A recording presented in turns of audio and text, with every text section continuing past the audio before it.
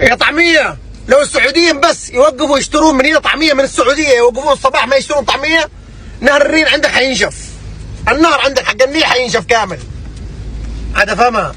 يعني ما بالك لو وقفوا الشباب وما راحوش، ما عاد في حاجة. النهاردة مش هنتكلم عن السياسة، هنتكلم عن الأصول، عن التاريخ، وعن الحقيقة اللي بتحاول بعض الأصوات الشاذة إنها تشوهها.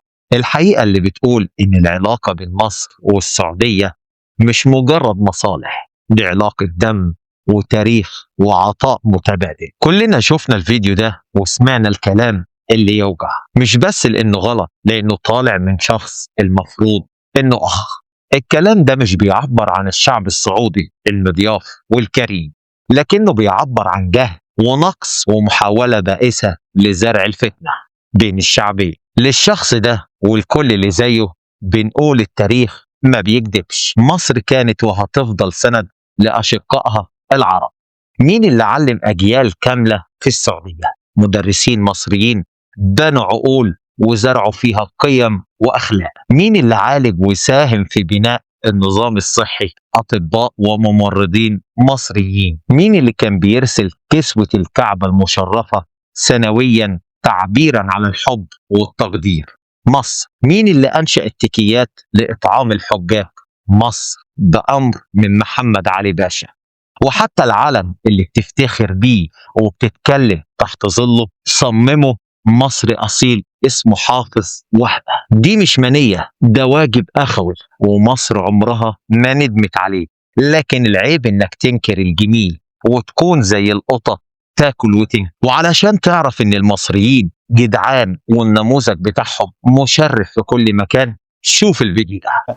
من 2006 الحمد لله وأنا معاهم وبدرسهم في جميع المراحل التعليمية، بدأنا من المتوسط والثانوي والتحضيرية والجامعة، والحمد لله خريجين كتير وبقوا في مناصب كويسة الحمد لله رب العالمين.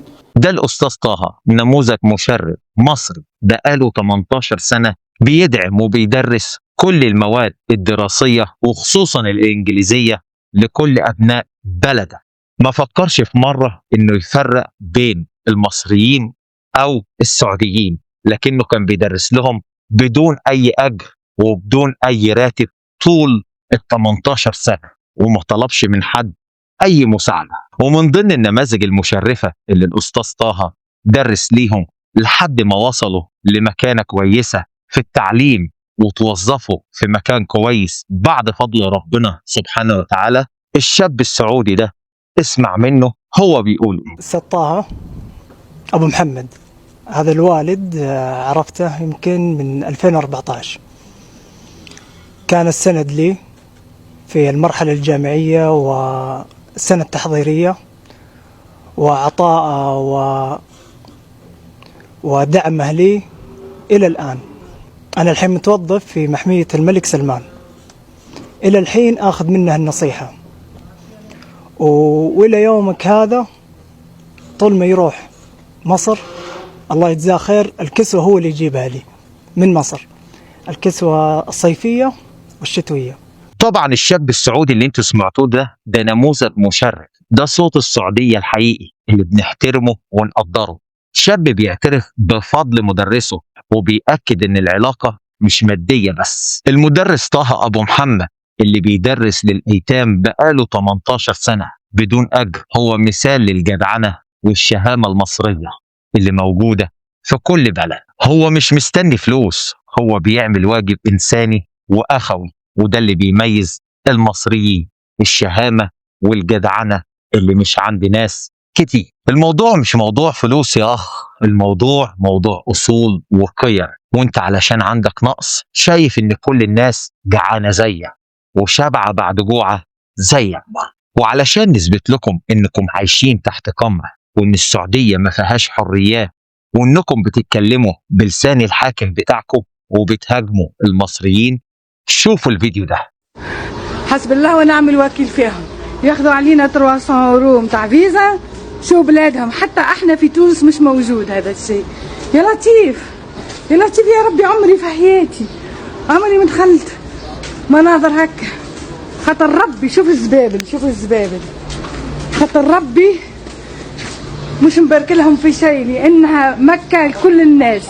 هو ده الجانب الحقيقي اللي بيحاولوا يخفوه. دولة قمعية ما فيهاش أي حقوق، وحتى الغريب ملوش أي احترام أو حرية رأي.